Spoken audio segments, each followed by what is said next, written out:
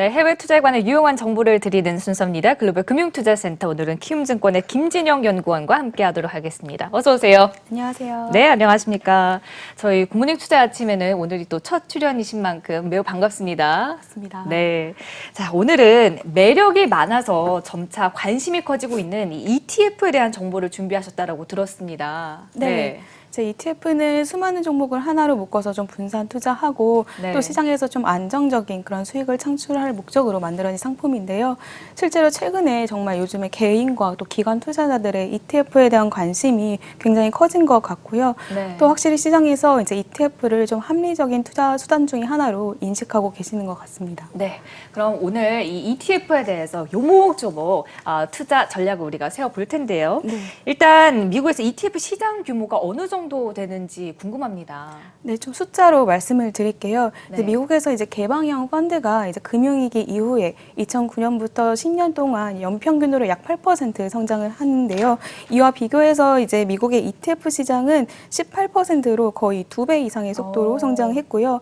네. 이제 올해 8월만 좀 놓고 보시면 이제 월 말까지 미국 ETF 자금 규모는 4천억 달러 정도로 올해만 17%가 커졌습니다. 그만큼 이제 ETF의 성장세가 굉장히 빠르다라고 할 수가 있겠는데요. 지금 그래프에서는 파란 선이 ETF를 뜻하는 것이죠? 네, 맞습니다. 현재 네. 이제 미국에는 약 2,000개가 넘는 그런 ETF가 상장되어 있는데 네. 대표적인 게 이제 QQQ라던가 SPY, VO 등인데 이들은 미국 대표 주가 지수인 나스닥 지수나 S&P 500 지수를 따라가도록 만들어진 ETF입니다. 또 이 밖에도 특정 업종, 특정 테마에 투자하는 ETF들도 굉장히 많습니다.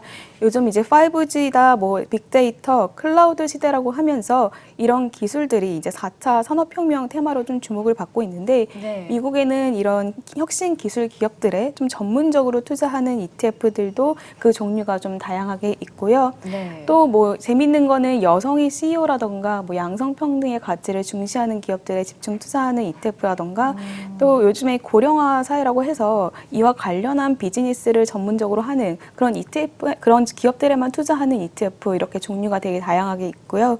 또 주식뿐만이 아닙니다. 이제 최근에 이제 시장 불확실성이 좀 확대되면서 주식 외에 좀 안전자산을 찾으시는 분들이 많이 계신데 대표 안전자산이라고 할 수 있는 채권이라던가 금, 은 이런 곳에 투자하는 ETF들도 많이 있습니다. 네, 이렇게 실제로 미국에서 ETF 시장 규모가 상당히 크고 또 종류도 상당히 많다. 약 2천여 개가 넘는 ETF가 상장이 되어 있다라고 또 말씀해 주셨는데요. 이 ETF 시장 내에 금융위기 이후에 이제 들어온 어떤 자금이라던가 이런 규모는 좀 어떤가요? 네, 규모는 자체로 굉장히 크고요. 네. 먼저 이제 ETF의 좀 자금 장점을 좀 먼저 말씀을 드려도 될까요? 네, 먼저는 이제 ETF의 가장 큰 장점이라고 하면 이제 낮은 거래 비용이 있는데요. 네. 일반 이제 개방형 펀드의 거래 비용이 1에서 2%인 것과 비교해서 ETF의 운용 수수료는 이제 0.05%에서 많으면 0.9% 정도로 상대적으로 매우 저렴한 수준이고요. 또 운용 보수가 가장 비싸도 이제 1%를 넘기는 좀 힘들다라는 얘기입니다. 이제 운용하는 매니저가 따로 정해져 있지 않기 때문에 상대적으로 좀 저렴할 수 있는 거고요. 네. 또 한 주만 매수하시더라도 인기 있는 주식들을 좀 한 번에 사실 수가 있습니다. 예를 들어서 설명드리면 이제 QQQ라는 이제 미국 나스닥 지수를 추종하는 ETF가 있는데 이 QQQ의 가격이 이제 오늘 종가 기준으로 188달러, 원화로 23만 원 정도가 됩니다. 그래서 이 돈을 투자하시면 이제 마이크로소프트라던가 애플, 아마존, 페이스북, 알파벳, 인텔 등 미국 대장주들을 좀 동시에 담으면서 분산 투자를 하실 수가 있습니다. 네. 자, 그렇다면 지금 장점에 대해서 이야기를 좀 해주셨는데요. ETF는 포트폴리오 내역이 또 데일리로 매일매일 이제 공개가 된다고 하던데 이에 대해서도 좀 자세히 설명해 주시죠. 네, 맞습니다. 네. 이제 ETF의 또 다른 장점이라고 할 수 있는 것이 이 투명성에 있는데요. 네. 사실 ETF 같은 경우는 펀드랑 달리 이제 매일매일 이 PDF 이제 자산 납부 내역을 좀 공개해야 되는 그런 의무가 있습니다. 네. 즉 매일 이 ETF가 어떤 비중으로 어디에 투자되고 있는지 투자자들에게 공개적으로 명시를 해줘야 하고요. 때문에 이제 내가 투자한 펀드가 도대체 어떤 종목, 어떤 주식에 투자되고 있는지 좀 걱정하실 필요가 높다라는 부분이고 또 마지막으로 ETF의 장점이라고 할 수 있는 것이 안전성 그리고 시장 대응성에 좀 있습니다. 네. 이제 ETF를 우리가 하는 큰 이유 중에 하나가 될 수 있겠는데 이제 개인 고객들이 직접적으로 채권이라던가 금, 은, 뭐 유가 이런 상품들에 투자하는 것이 사실은 굉장히 머리 아픈 일일 수가 있는데 만약에 우리가 해외 주식 계좌를 좀 갖고 계신다 하시면 네. 좀 ETF를 통해서 다양한 상품들에 쉽게 접근이 좀 가능하다라고 할 수가 있겠고 네. 좀 저희 회사를 예를 들어서 설명을 드리면 실제로 이미 많은 분들이 해외 주식을 거래하고 계신데 그 약정의 약 40%가 ETF 매매에서 일어난다라고 보시면 되는데요. 그만큼 이미 많은 해외 투자를 하시는 분들이 ETF를 적극 활용하고 계신다라고 하실 수가 있고 여러분들도 만약에 해외 주식 계좌를 가지고 계신다 하시면 이제 ETF로 나만의 어떤 자산 배분 포트폴리오를 만들어 볼 수도 있을 것 같습니다. 네,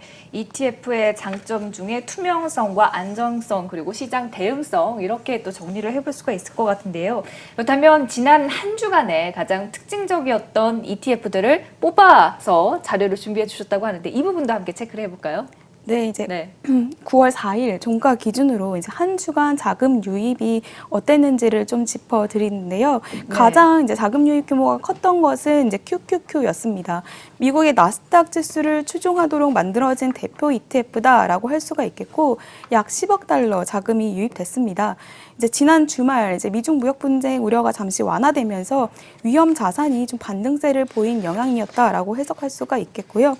그 다음이 XLI, 미국 산업재 섹터에 투자하는 ETF고 그 다음이 SPY, 미국 S&P 500 지수를 추종하는 ETF입니다. 그 다음이 좀 주목하여 보실 ETF인데 티커로는 이제 IEF라고 하죠.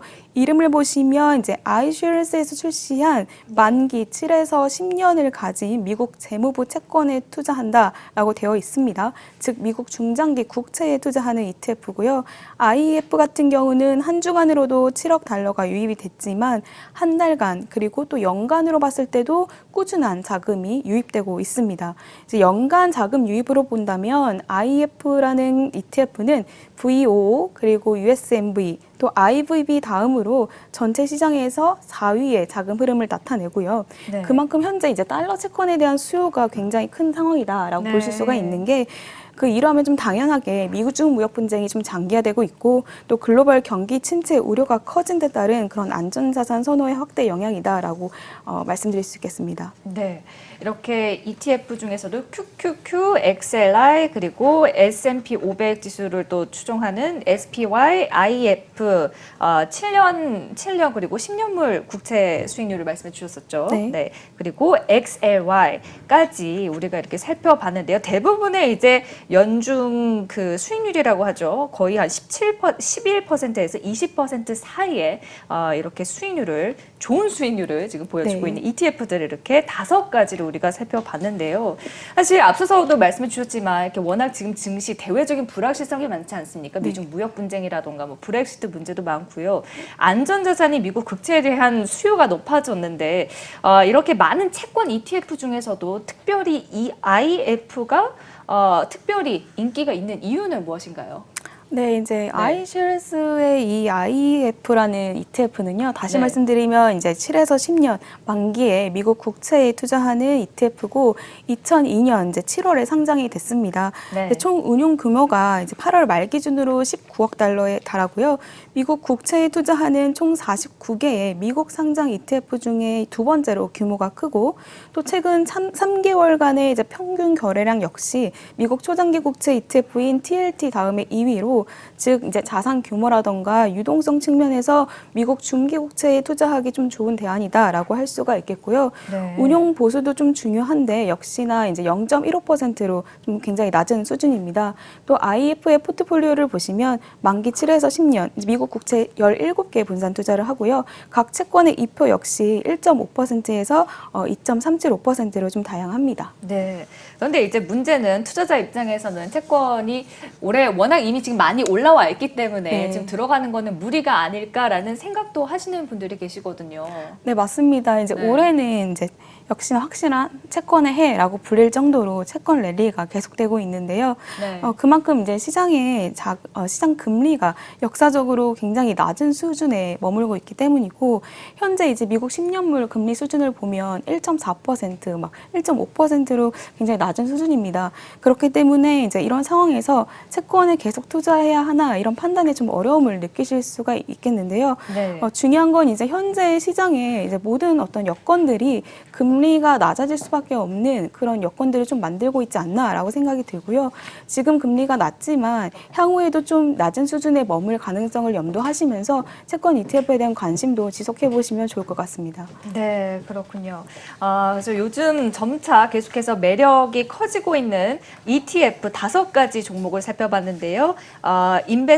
나스닥 지수를 추종하는 QQQ, 그리고 미국 산업재 섹터에 투자하고 있는 XLI, S&P 500 지수 추종하는 SPY, 그다음에 IF, 미국의 국채 7년물과 10년물 추종하는 IF, 그리고 XLY까지 이렇게 5가지 종목 함께 살펴봤습니다. 지금까지 도움 말씀의 키움증권 김진영 연구원이었습니다. 말씀 고맙습니다. 감사합니다.